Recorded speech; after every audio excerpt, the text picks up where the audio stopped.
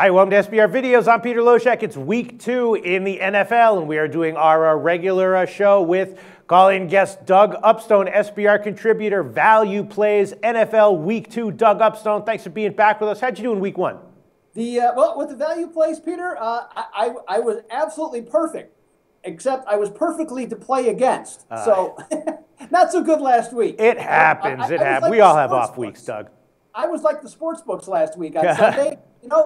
Got nailed, but you know what? Hey, it's a new week, ready to go. Let's get it done. Well, we know what your long-term record is in these shows, Doug Upstone, and the second half of the season, every year it seems like you were like unbeatable. So let's get to your value picks for NFL Week 2. What's your first one, Doug? My first one, Peter, is with the Pittsburgh Steelers against San Francisco. Now, hey, hats off to Jim Tomsula and the San Francisco 49ers on Monday night. Great game plan, just ran the ball right down the throats of Minnesota. Great execution, but now they got to take this act on a short week on the road, flying cross country to go to Pittsburgh, and they're going to be on their body clocks at 10 a.m. on Sunday. So I think that puts them at a real strong disadvantage just from that standpoint. Now, you also consider that Pittsburgh rang up 464 yards of offense against New England, plus they'll have 3 days extra rest and be at home. I think it's going to be just too much to overcome for San Francisco, and I think Pittsburgh is the value play to start with right here. That's a great analysis, Doug Upstone. I also considered the the body clock issue for San Francisco, but I'll tell you what, Pittsburgh, with Roethlisberger, but then the vulnerable defense and no Le'Veon Bell, and San Francisco, who knows what's really going on with them right now. That's just a scary game as far as the bet's concerned. It's going to be a total pass for me, but I certainly understand your analysis. All right, value play number 2, Doug.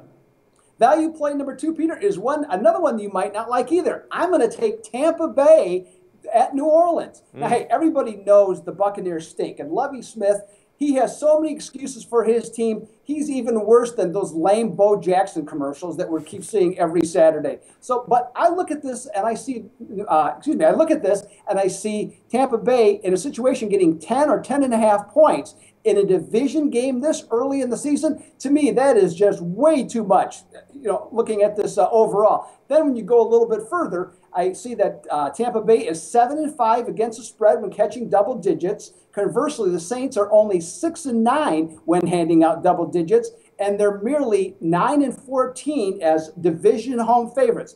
At 10 or 10.5 points, I just think that the value is completely with Tampa Bay here. I hear you, Doug. It's a little bit tricky, though. I mean, Tampa Bay couldn't stop Marcus Mariota at home. Now they're going to have to go into, New Orleans and stop Drew Brees. I did preview this game, though, with Brandon Chadley from GameDayInsiders.com. He made a great case for taking a shot with the over 47, and I think I agree with that. That was my initial thought on this game as well, and I am going to bet that. I did bet that one already. I like the over in that one, but anytime you're taking a double-digit underdog in the NFL, always it's an easy case to be made. All right, what's your third value pick for us, Doug?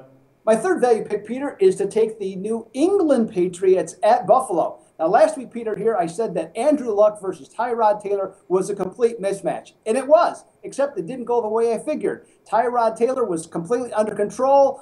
Conversely, Andrew Luck, boy, he looked really shaky almost from the beginning. Now, Rex Ryan has the whole Buffalo and upstate New York area all fired up with their victory. They're excited about the direction of the team. They've got a lot of possibilities. But Peter, this is New England. These are the Super Bowl champions. It's Tom Brady. It's Bill Belichick and a whole host of cheaters. Okay, I'm kidding about the last part.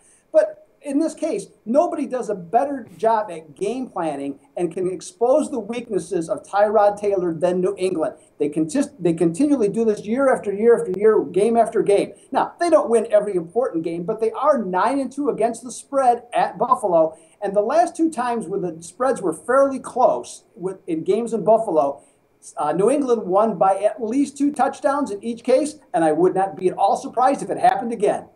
Another very tricky game you've chosen, Doug Upstone, that I actually do have another lean on the total with. The more I was looking at this game, the more I'm thinking we might see an over with the 45. I feel like, Brady to Gronk and all his receivers will be productive against the Bills, even though they're, they have such a formidable defense. And I get the sense that Tyrod Taylor will be able to make something happen against the Pats. You actually picked 2 of the games that are my favorite games this week, except on the total. You're going with the sides, though, Doug Upstone. All right, week 2, very tricky. You never want to overreact to week 1 results, but we will see how you do this week. Doug Upstone, thanks so much for all your thoughts. My pleasure, Peter.